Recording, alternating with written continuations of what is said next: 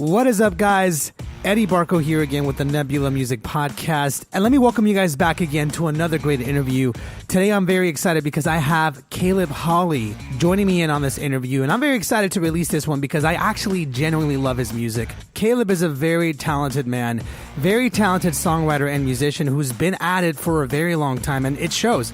His music shows how talented he is, and I definitely have a lot of his music on my playlist, which is really weird when you think about it because a lot of his music is very chill and laid back. And you wouldn't imagine that I would have it on a workout playlist, but regardless, I love it that much that I listen to it. I really like this conversation because we got into what drives him and what keeps him inspired and creative enough to write really good music. Because a lot of us here are musicians, a lot of us are creative people, and we understand what it's like to run into a writer's block or a moment where we just can't think of anything new, or even having doubts that we can continue doing the same cool things that we've done before. Caleb definitely tells me how he keeps himself motivated and very clear to what his goals are. You guys might actually recognize Caleb from a video that went viral just a couple weeks ago where he's playing with Theo Katzman, another great musician. To me, this video just showed how much emotion Caleb puts into his music, and so I was very excited to get him on the show and get him to talk about his writing style and what makes his music so good.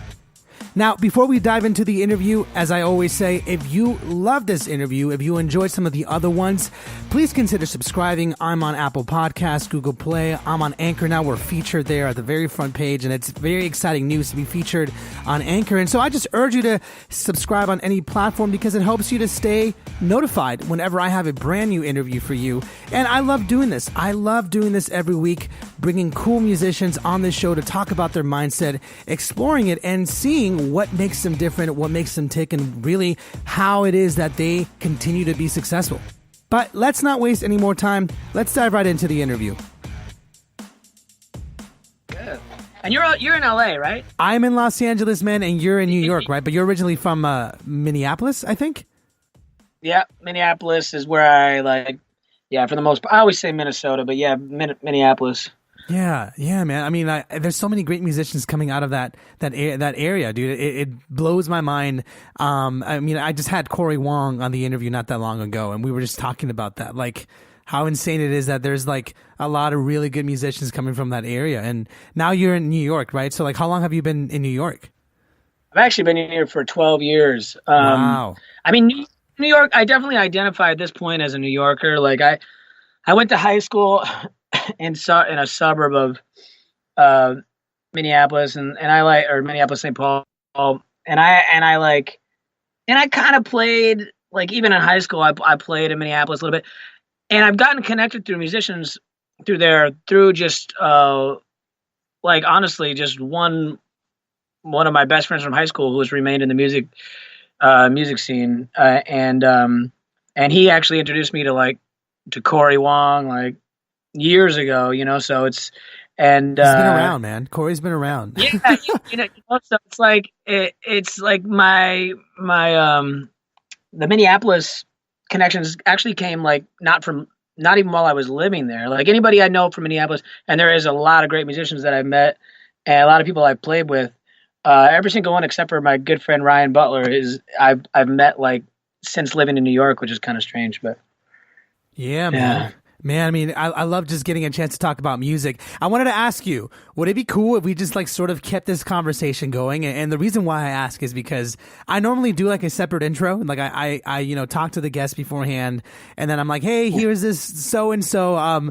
But you know what? We're having such a great back and forth. I honestly don't even want to do that. Is that cool with you? We just keep it going? Is that cool? No, listen, man. I am absolutely down. First of all, I'm like, I like that we're setting some ground rules with podcasts here. I'm like, what's funny is, even though I'm a musician, I listen to, at this point in my life, I'm going to say I listen to probably 10, as far as time goes, it's 10 times more likely I'm listening to a podcast over music. Yeah. And it's and so I'm obsessed with podcasts. So when I can't exactly remember how we first touched base. I know it was through Instagram, but I looked and I was like, oh, it's a podcast. And I was and then I saw Corey. I also saw my friend Victoria Canal, Yeah. and then and then I was just looking today, and I saw Taylor Robinson and Todd Pritchard, and I was like, this is bizarre. I know all these people. I was I gotta be a part of this, like Hell yeah. And I'm glad I got you. I'm glad that I got you to be a part of this because, I do my best to bring like the coolest people on the show that I know either personally or that I've met through some other friends. Taylor is a great dude, good friend of mine. Victoria is a great artist. Corey is an amazing man. I mean, I can list every single person that's come on the show and just tell you a brief synopsis of how they're all great. And I'm glad that I get to add you, Caleb, onto that list. And you know what? Since we're actually just keeping the conversation as it is, no intro. What's up, everybody? And I'm pretty sure you guys have already been listening for the past like 10, 15 minutes. You guys know me pretty well, but you guys probably don't know Caleb. Or if you guys do know Caleb, I want to make sure that he gets a chance to tell his story more than I get a chance to talk about myself because I'm just really, really excited that I get to talk to you because your music is great. Absolutely great. As we were saying earlier, I've had like one of your most chillest tracks that you've made on my playlist because I'm a runner, but I love analyzing music when I'm running, and it's just amazing. So, Caleb Hawley, you're on my show. What was that? Yeah. I'm glad to be here. You're talking about You're Still the One, right? You're Still the One is the chill track? Yeah, of course. And you know what? I'm not even sure if that's your most chillest one, but like I listened to your EP and I listened to all 6 tracks, and I think it was 6 or 5. But I listened to the last one and it just stood out to me like, oh, I love the way this is produced. I'm gonna and I just like on Spotify just slid it over to my playlist, so it comes on every time I run now, and it's amazing. Like I love your music, man. I love it, man. That's cool. That was actually my favorite. That EP is called Sex Tape, and it's my favorite. That one is my favorite track on that, and it was actually the last one I did. I actually did it with this. I did that whole EP in like I don't know, maybe 1 week or 2 weeks with this guy. He goes by Doxa. He's actually an LA based producer, Spencer Stewart, and he used to play bass with me, and now he's just been focused on production. And when he sent me, like, I was working on a bunch of music in Mexico, trying to like really and trying to write another full album, and I got totally sidetracked, honestly, because Valentine's Day was like a month away, and I got this idea to make this thing called Sex Tape, and I was like, I want to do this before Valentine's Day, and so I ended up rushing through it. Hey, but then anyway, so the last night I was there, I just laid down this acoustic little version of that Shania Twain song, Still the One, and I sent it over to him. And when he sent it back to me, I was like, damn, dude, this is the one that I love the most on it. So I'm really happy with how the whole thing turned out. It was kind of a concept thing, but that. I like that track, so I'm glad you like it too. No, I absolutely loved it, and I'm always on the lookout for like really cool new music or anything that basically sort of like boggles my curiosity. Like how do you normally approach like songwriting? And that's something I'm very fascinated in. And I know we're kind of sort of just like talking about random things about your musical career and just your mindset, but that's something that always fascinates me because I don't necessarily consider myself a songwriter. Can I write songs? Sure. But I'm mostly a drummer / podcast host / entrepreneur. And when it comes to songwriting, when I watch people do it, I just kind of stand back and just observe because it's such an amazing process, that I am not naturally gifted at. And so I'm curious, like for you, for example, like, You're Still the One, that song in itself it's a song that you sort of reimagined. But I guess what I'm curious about is like some of your own original stuff. Like how do you approach like the stuff that you want to write, if that makes sense? Yeah. And it's a good thing to talk about because honestly, I'm starting to get like right back into the zone of songwriting. It's late. I mean, because now that I have these things out, I'm starting to focus on sitting down and actually writing songs again because it's been a little bit. Because I do, but as far as like starting, I mean, it's normally there lately. Okay, I'm just gonna go. I mean, I've kind of changed my process a bunch, and so. Yeah. My latest process has literally been to sit down with a track because I sit down and I have notes and notes of lyrics. And what I find that when I go back and I'm like, oh, I'm going to go use these notes, whenever I go back to it, I'm not feeling them. Like maybe they felt and they inspired me in that moment that I came up with that note or whatever, came up with this, but it's not working rhythmically with this track I made or whatever. So like normally I kind of scratch everything I've Really? written and yeah, I mean, which kind of, I mean, I want to find a way to incorporate it because I feel like it would be a good time saver because it's like, I feel like I'll sit down and in these moments and in these like inspired moments, I'll write all these lyrics, but then but then what I end up using is like the way I've written my last couple songs, which have actually been, I mean, unreleased, and I'm working on them, and I'm in the process of writing them, and they're actually, amazingly enough, collaborations with Corey Wong and Taylor Robinson, two people you had on this. So, Oh, no way. so they made the tracks, and they set me up, and I wanted to, and I'm coming up with the vocals, and the way I've done it is literally just been like, I put on my headphones, I start singing stuff, and I'm like, I don't know I have no clue what it's going to be about. I literally don't. I have no clue what's going to happen. I kind of go in with zero plan, and I'll sing a melody, and then I kind of like will loop. If I find a melody I like, I'll loop that, and then phrases just start kind of popping out to me, and then I'll grab a phrase that I like lyrically, where I'm like, okay, I can go somewhere with that. It's not just going to be nonsense. I can go somewhere with this lyrically because I feel like, how do you like? I don't mean to interrupt, but like, how do you know that it's going to go somewhere for you, if that makes sense? Well, because it normally maybe it aligns kind of with like my values, I guess. Like I'm not gonna write I'm not gonna write a song that I am like completely that I completely disagree with, or I'm like morally. It sounds weird, wrong to say morally opposed to, because that's not really what. But that just wouldn't be me. For instance, Right. like I'm not like that wouldn't like I'm not gonna write a song about something I feel like I literally don't know anything about, because Right. I don't know. I mean, maybe It's not the way you write, and it makes sense.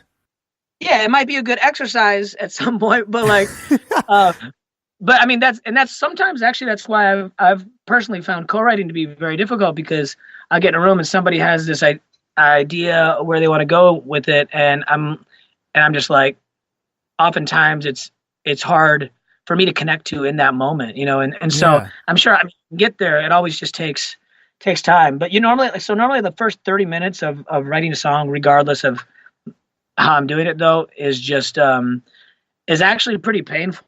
It's honestly like I always say it's like me just like hating my life for 30 minutes, because I have to get through this. I have to get through this phase where I think like of incredible self-doubt, where I'm like, what happened? Like I've written all these songs. How did I ever do it? Because I can't do it anymore. And then as soon as my brain shuts up, then finally that's when The magic happens. Yeah, honestly, that's when things are given to me. It's like I have to let my brain just shut up, and like, Yeah. and come from a more natural, genuine place. And that's the, so it's rare that I get, people will be like, oh yeah, I sat down and I wrote a song, and I that's extremely rare for me. I normally write a song, and it takes me days or a month, because I have to go back, and maybe I get like a lot of it within like 3 hours or something, but like I'm gonna be like whittling away at it for at least a week, Yeah. like just changing here and there, you know. You know what I'm curious about? Your process is very interesting because I feel like, obviously everyone has different ways of doing different things and they can, approach music and whatever their own specific way. But yours is rather peculiar for me because like you mentioned something which I want to explore and see if you're actually cool with it if I explore it a little bit. But you were mentioning how like, the beginning is very painful. You're thinking about a lot of self-doubt and just stuff, in your life. And then, at some point your brain turns off. And I'm not even sure that's something that you specifically feel like you can control, but at some point the brain turns off and, beautiful music comes out. I'm curious, like, what are you doubtful of? If I can sort of like poke at it. And I don't mean to like be very personal. And I tend to ask some deep questions sometimes. And so I apologize if I ever make you feel uncomfortable. Feel free to tell me to fuck off. Tell me like, hey, no. I'm what you might call an oversharer. So there's no really, I'm not going to get worried. You can ask me whatever you want. Oh man, that means you're the fire. I'm the fuel then. Oh shoot. Yeah. I mean, there's little things. There are a few things in my life that I won't talk about, but not many. And so, yeah, I mean, what happens to me is I just stuff. I guess it just doesn't come right away, especially if you sit down, like just quote, I think it's Picasso. It is like, inspiration happens, but it has to find you working. Yeah. And so, I love that. I heard that quote years ago, and I've always loved it because it's like, that's exactly it. Like you sit down, and it's not like shit just comes to your head. No, or it's not like it just comes out of you. I mean, sometimes it does. That's very convenient when that happens, but usually it's like, and so in that moment of being patient, honestly, and just having some faith in yourself that you've done this before, so it can happen again. It just, I judge anything that comes to my mind. I'm like, oh, that's cheesy, that's cliche. Oh, so that's been talked about in that way before, and I'm essentially extremely hard on myself, and until I can get past that, which is just like, honestly, it's just a place of essentially calming down. And I think that like, it's like meditation, or it's like, some people might like smoke weed when they want to write. I haven't done any substances or whatever for like 3 years. So I'm not in a place where I feel comfortable using that or anything. So yeah. I just gotta do it, I guess, by relaxing, and this became it just a takes PSA time. So quickly. This became a PSA. I'll say this became a PSA so quickly. I'm just kidding. I'm kidding. Nah, it's okay. But yeah, so that's just how it. I think that's a little bit on the beginning of why it's so difficult for me and when starting off. Yeah. And you know what I'm curious about? So that's how you basically start with your songwriting. And I think it's a very interesting and fascinating way to approach.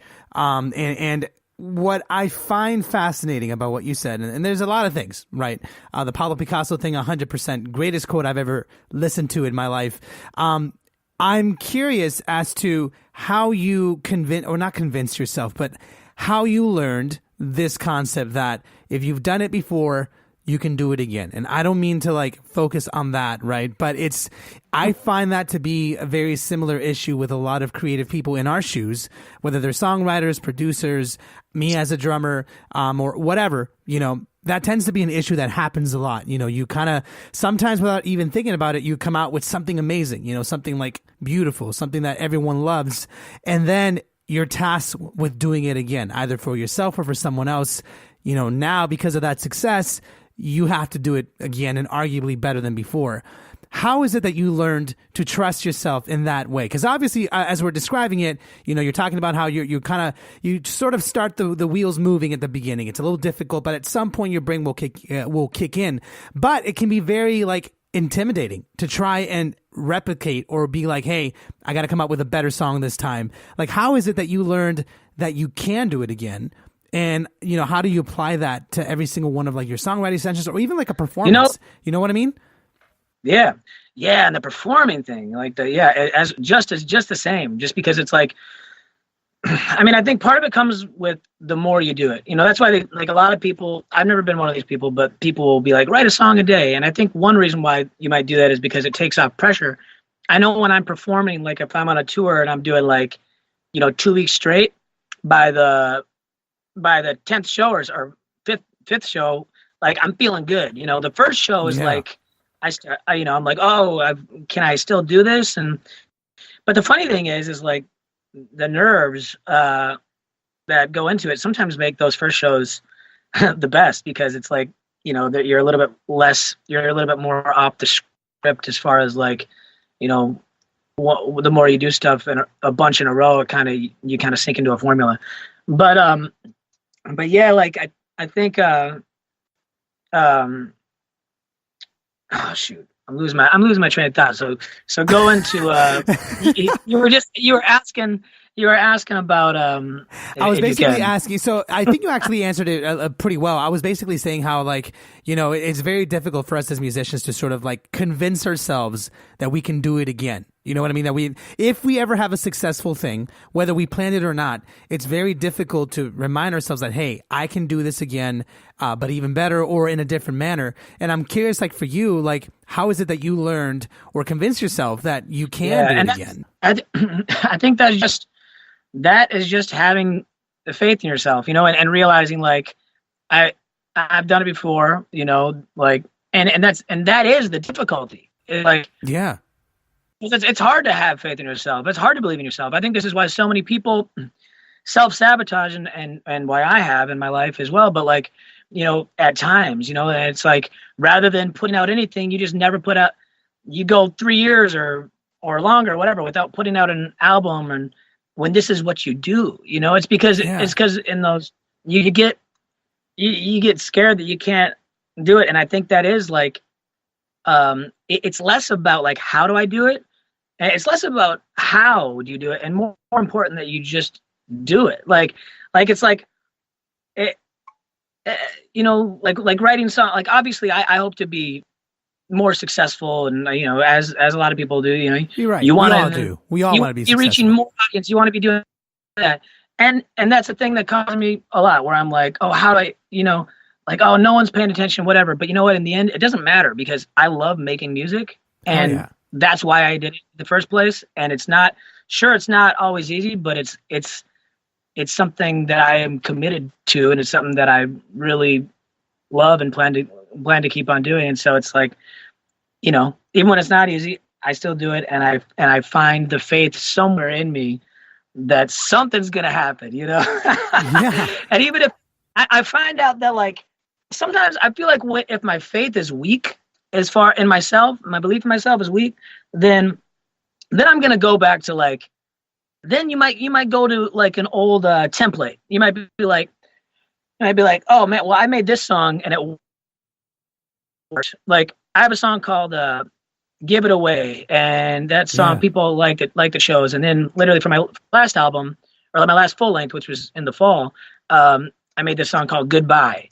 I mean, it's essentially the same song, but like, and so I think what that came down to is like, that even though I like them both, that comes maybe from a place of like, that's one way of doing it, as far as like finding a template that works, like a similar form. And that's why I think there probably is a lot of formulas and songwriting and stuff, because it is hard to just create something totally pure, and unique every time. So yeah. What about, what I'm curious about this. So I completely agree with like the idea of having a template and consistently doing something. But do you feel like it's a bad or good thing? And obviously maybe there isn't a right or wrong answer, but like, I'm curious about you, like, what if you do need to take some time off? Like, what if you do need to sort of step away to refresh I guess maybe your goals or your actual like approach to music? Because plenty of musicians, I mean, I can't list every single one, but I know dozens of them, legends even that, are famous and notorious for stepping away and then coming back like 10 times better than before. And so it's almost like competing mindsets, like if you have the energy and you have the time and you have the energy to actually put time into it, then the template stuff and then continuously practice and do that could work. But what do you feel about like those artists that, choose to sort of like step away and then come back later and then they blow you away? Like, what do you think about that? Like, is that necessary in every musician's career? Probably not for everyone. I do think I see the value in it. I've in my whole time of like essentially a decade long career, like I only once really feel like I fully stepped away, and it wasn't even something I had intended to do. It's just, to be honest, my life fell apart in this moment, and I had to step away from everything, Yeah. And then when I came back, it was definitely a restart. And in that moment, I told myself, like, I need to do this, like, purposefully. Like, I need to make a point to do this at least once a year. Well, that was 3 years ago. I still haven't done it, but I do think that it's a great thing. I think it's scary because what's scary about, I hear about maybe some artists when they're in the studio, they get off of social media or something so they can just really focus. Yeah. And while I think, while I think that's like super valuable, it can be kind of scary because it's like leaving it's like, oh, is this like, it's like leaving the business running, or is it still going to be here when I come back type thing, Yeah. And so I think that's, I mean, I can only speak for myself, but that's my fear behind it. And, but while I can definitely see the value in it, I just find it difficult to do. Yeah. Can I ask you, and again, feel free to tell me, like, get the fuck out of here. What sort of happened? Look, we all love doing music. I think that's why everyone on the show is listening to it, and everyone who's been on the show, we all understand what it's like to be in this industry, and we love it. What happened that made you sort of step away? Can I ask, or is that something you'd rather not talk about? No, I can talk. I'm without getting into super specifics, but I was in a path where I was just into like major like substance abuse problems. I ended up splitting with my wife for a little bit, and we've been together since high school. So she was a huge part of my, obviously, a huge rock in my life, and I was just down a path of drugs and I was down. I was at the rock bottom, as some people might say, and that just forced me to. In that time, I actually went. I wasn't even sure I wanted to, live, and so so if you don't really want to live, well, then finally, like, well, I wasn't holding on to anything, I mean, Yeah. I threw everything out the door. And luckily I had some, friends who were still with me and my family and all that. But I ended up going down to taking this trip I always wanted to take, to Mexico.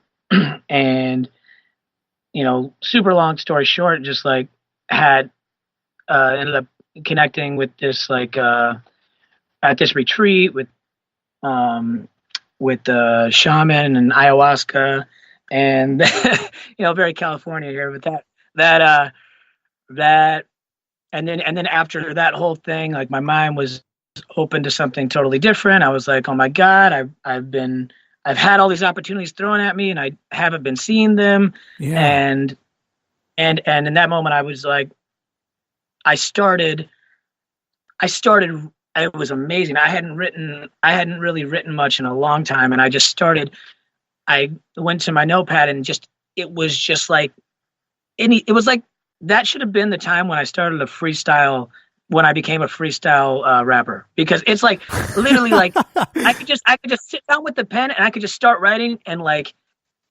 there would be no pause. There would be no pause. I could just write, and then that's because my self-doubt and brain, essentially, which I think is what creates a lot of self-doubt, was shut up, you know? And so that was the big turning point for me. And then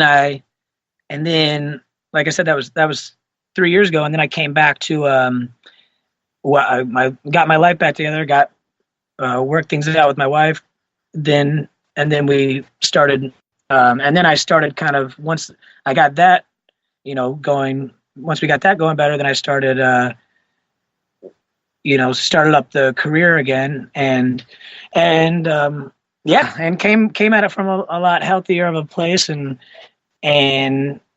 yeah, I mean, I don't know. Now I don't know where I'm going. Now I don't know where I'm going with in this conversation. No, it's perfect because I asked you to be a little bit honest with me, and I appreciate that you were.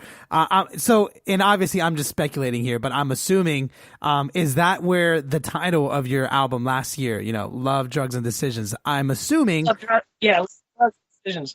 Yeah. That was a lot of songs around that time, and yeah, absolutely. That's where that title came from, for sure. And a lot of those songs were around that whole time of my life, you know, just written in that time of my life, and before. I mean, there's a number of songs on that are about alcoholism, and then there's songs about, you know, redemption from your friends and family. So it was definitely my most personal and most, like, I hate to say self-helpy, but, you know, self-helpy album, you know, but so it definitely, it meant a lot to me. I think before that I used to write more from, like, I guess I could call it like a Randy Newman approach, which is like where you're kind of doing character writing. You know, you kind of, you're imagining yourself as someone else, and you're writing from, well, that's how I maybe used to write a lot in the past, but this last album, I kind of switched, and I've been more in that place now, as far as the kind of way I want to be writing now, because I don't really know how. I mean, character writing is cool, and I get it, because, I mean, A, I used to do it, and B, like, I love a lot of songs that I'm sure don't come from a totally pure place, but just for myself, I feel like the only thing I know is my story. And so I'm trying to share that with my music from here on out, at least at this point. 100%, man. I mean, that's well said. Like, that's all you will ever know fully is your story. Like, would you, and look, here, I'm obviously, like, sometimes I don't even know what I'm asking half the time. I honestly am just like a curious talker, hence why I have a show where I just talk to awesome people. But, like, I'm glad that I get a chance to do this. It's like a random dream come true. But, like, had this not happened, right? Had you not stepped away, like, I guess what I'm curious about, and this is just speculation, but, like, how do you see, or how do you feel like your career or your musical approach would have changed had you not, like, stepped away, had you not sort of, I guess the word, you know, redeemed yourself, or, like, sort of gone out and searched for answers and, you know, got some of them? Like, had you not, you know, basically taken care of yourself, like, how different do you think your career would be right now, if I can ask? Well, in a lot of ways, I'm back in a place where I'm definitely struggling, like, with that, because like, I wish that I could. I mean, I'm always trying to get back to that mindset of where I was for about a year after that experience, of just, like, this mindset of, like, just creating to create, rather than with some intention of, like, being seen, you know. And so, I mean, it's still, at this point now, years later, I would have to say, at least career wise, it's still a big struggle for me.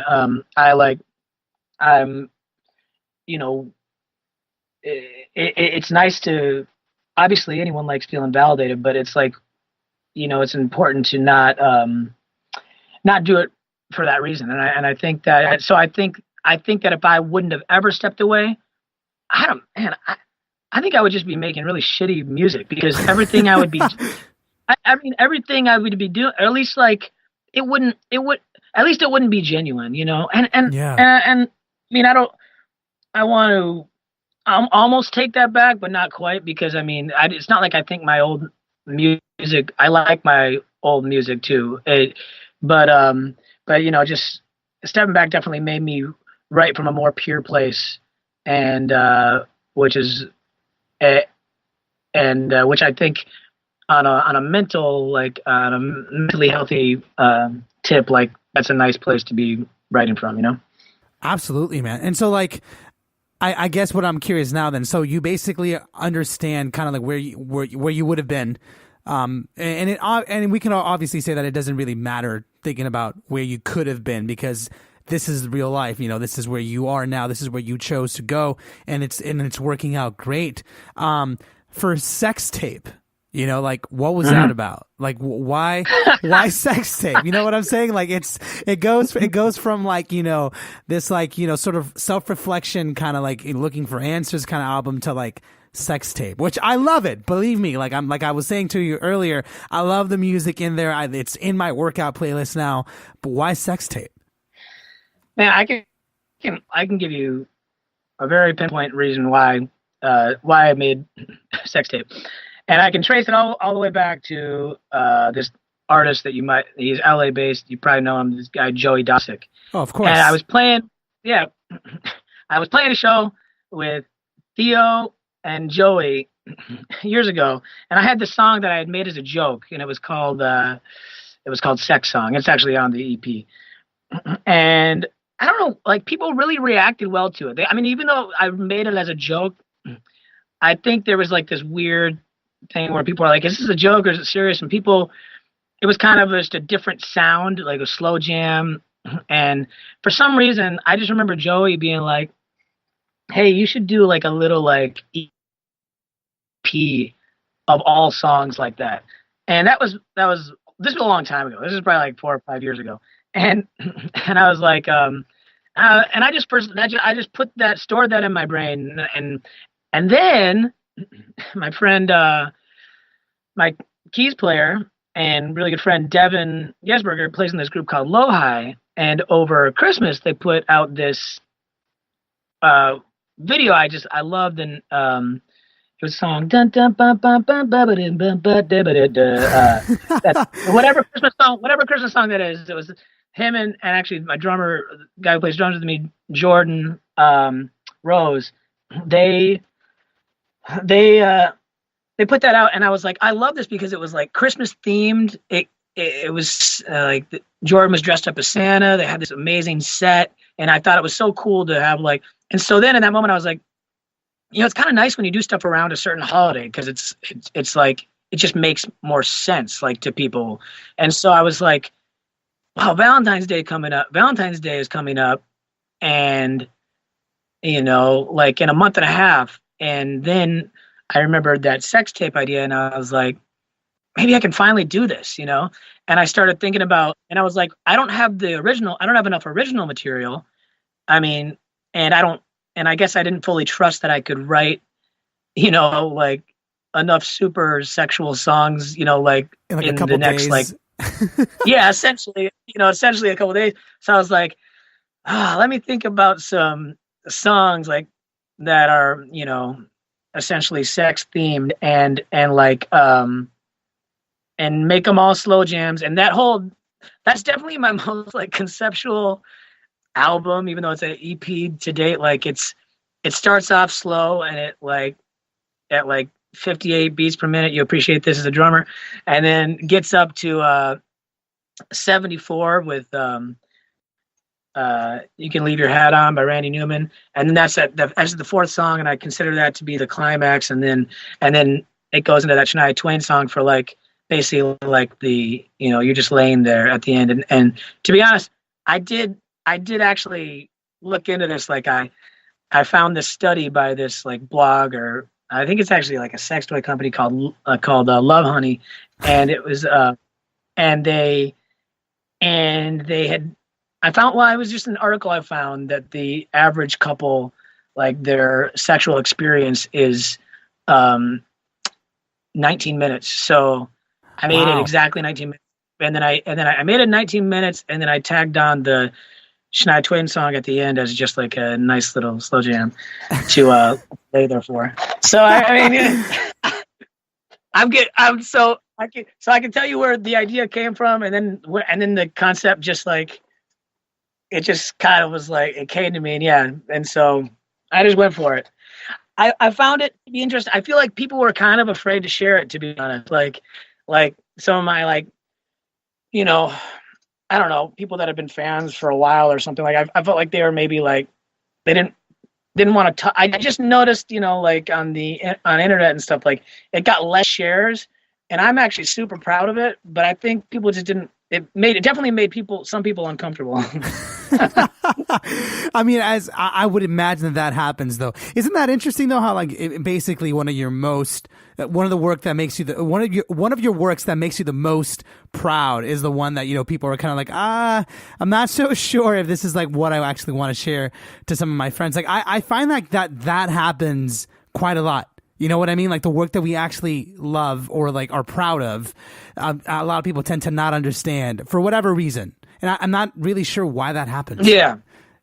Like it's weird. It's weird why that happens. Yeah, no.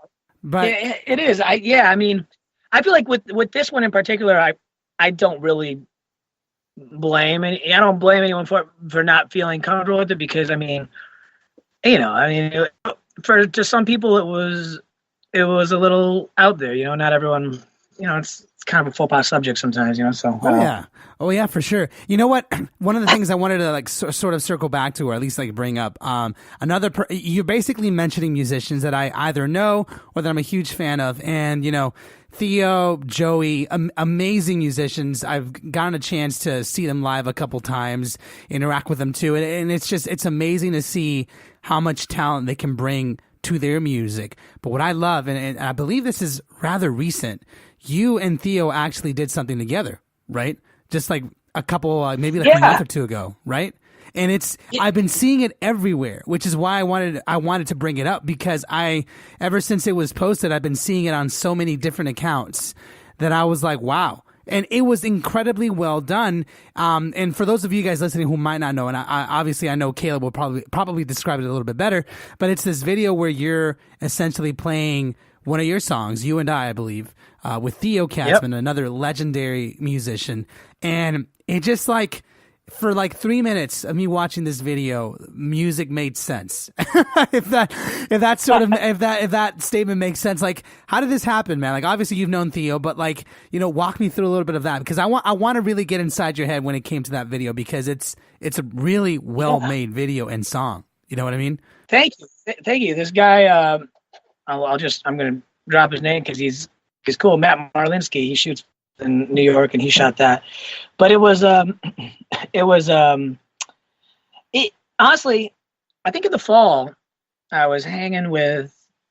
So I've known Theo for. Let me go back just a little bit.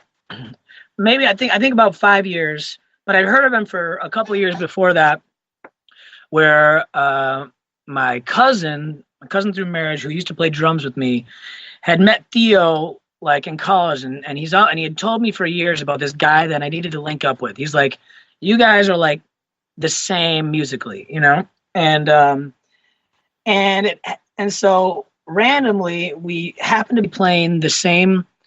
The first time I ever talked to Theo, I was on tour with this guy, with our mutual friend, and he put me on the phone with Theo, and we were talking on the phone, and we realized that we were playing a show the same night in New York. So without even hearing each other play, we both said, hey, I'll play guitar for you if you play drums for me.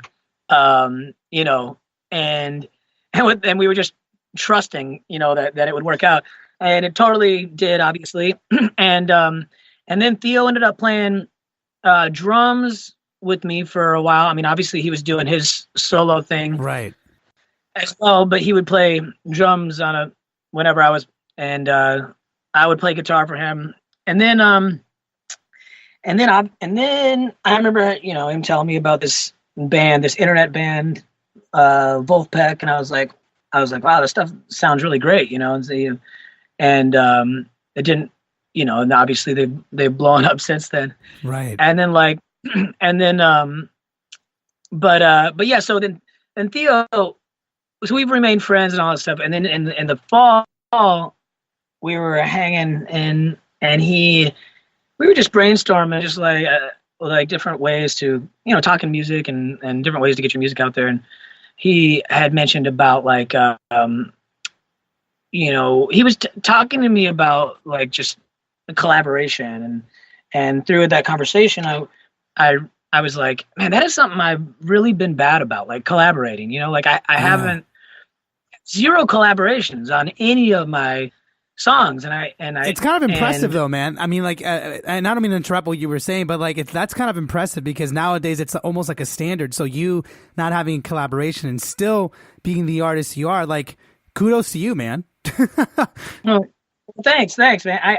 I mean, sometimes I feel like it comes from just this place of like wanting to be super in control of my songs or something like that. But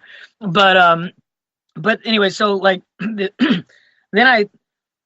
And talking about that, I was like, I want to collaborate more, and so I asked him if he would be on board to do a song with me, and it was kind of the same thing, like and then I asked some other friends, Andy Frasco, this guy, Victoria Canal, KKS, just a bunch of different musicians, if they'd be interested in being on. Basically, what I was going to do is re-record my last full-length album, Love, Drug, Decisions, and I was going to put it out acoustic, like very stripped down.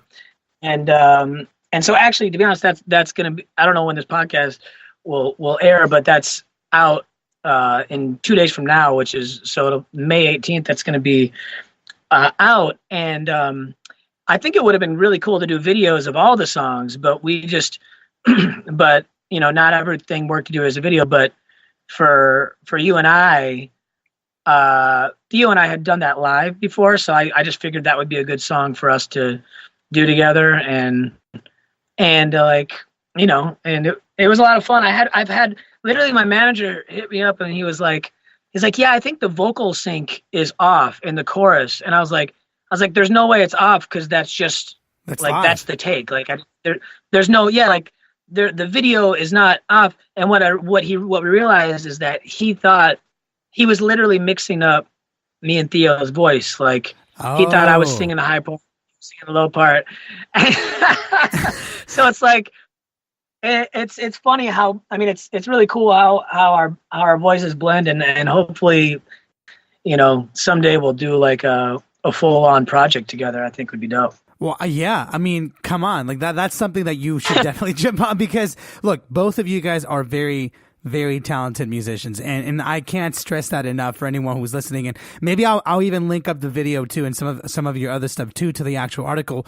But like, it blew me away to see how well you two blended together. And I think it's magical when something like that happens, which is why I wanted to bring it up, because I feel like a lot of musicians, whether they're solo or they're in a band or they're doing their own project, like it's very difficult, I guess easier said than done, to find people that you mesh well musically with. I mean, because look, anyone can sit down with each other and write a song, play guitar, whatever, but to make it feel right and make it blend right, like it's like luck of the draw. You know what I mean? Like, and it's so interesting for me that you have essentially found someone who, sounds similar to you, but that, it's not like you guys are the same. It's you guys have your own unique take to music, but still, when you come together, you make really good music together. And I just find that fascinating.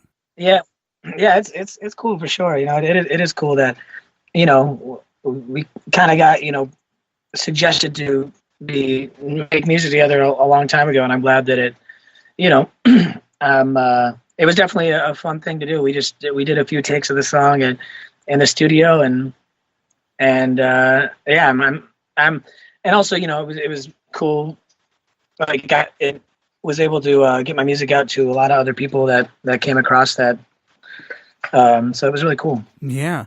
So now that EP is out, now that you're basically going to be releasing the videos, and I think this episode won't be live for another couple of weeks, so the videos will be out, or at least the new acoustic music that you're releasing will be out by then, which I definitely highly encourage anyone who's listening. I'll even link it up too, so you guys don't have to necessarily go searching for it. I think it's great that you're releasing that. What I'm curious about is, do you have any like long-term plans from this point? Like, where do you see, or where do you want like your career going? Because I know you're like playing a couple shows this year. You know, you released Sex Tape, you have your album from last year. Like, well, I guess the general question is, so like, what's next for you? Like, what do you plan on doing with your career right now? If I can ask, I'm not sure if I'm allowed to know. Yeah.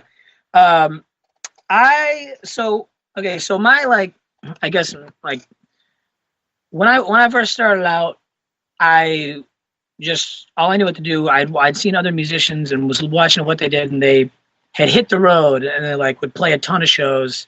And so that's what I did right from the get-go.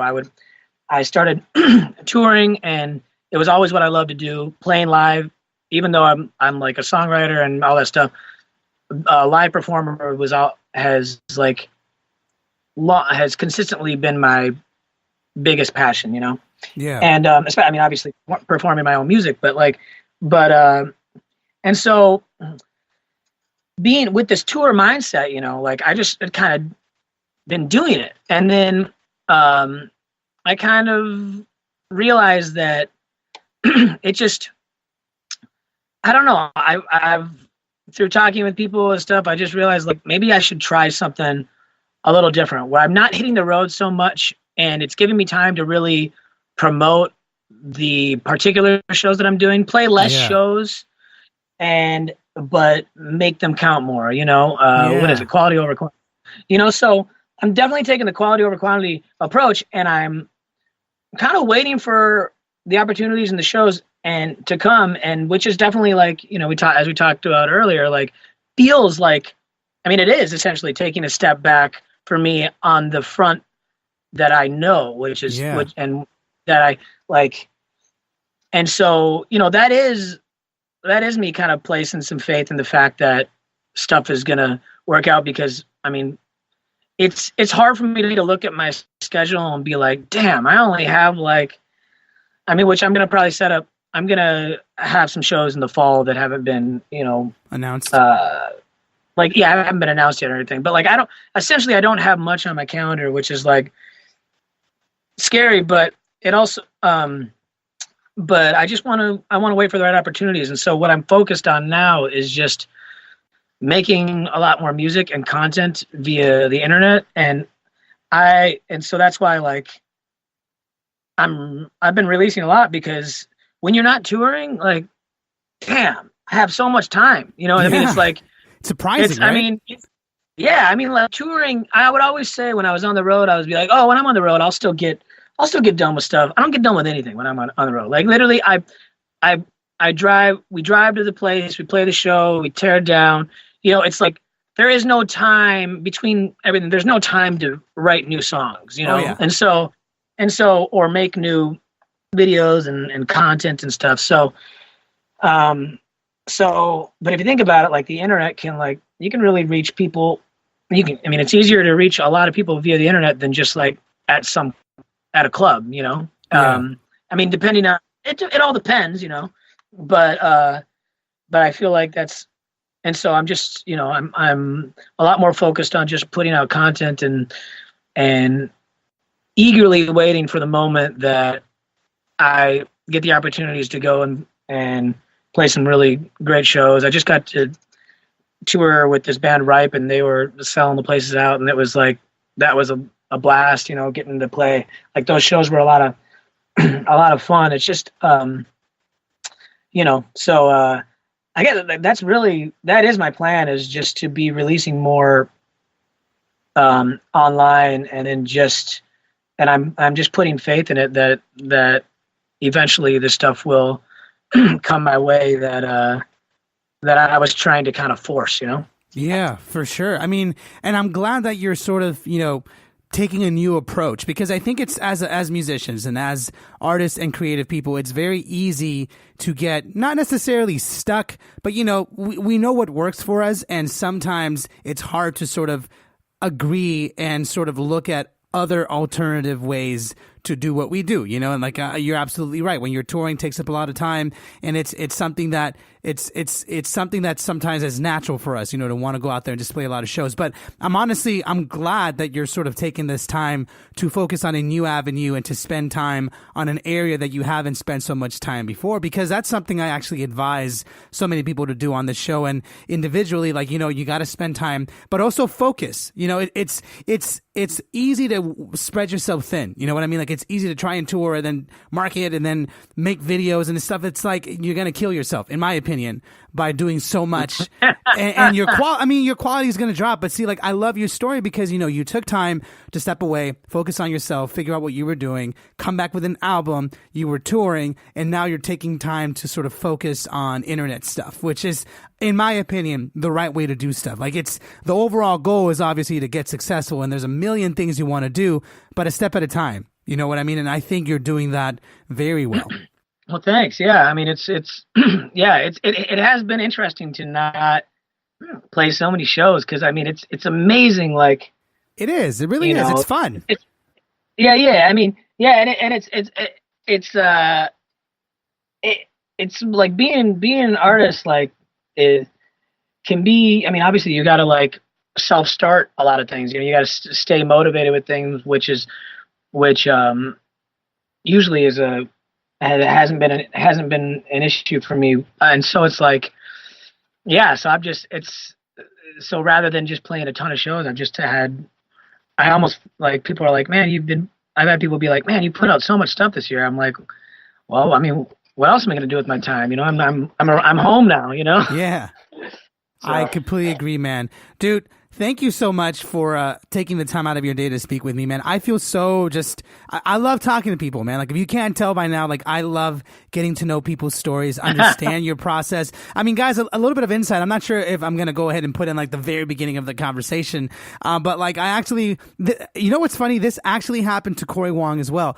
I was talking to someone else when I was going to interview Corey. There was another Corey Wong that I was messaging who was incredibly confused. And I was talking to another Caleb right before I interviewed you, who was also very confused. And so we sort of started this interview a little bit late because of that. And it's hilarious how that circle comes around. You know what I mean?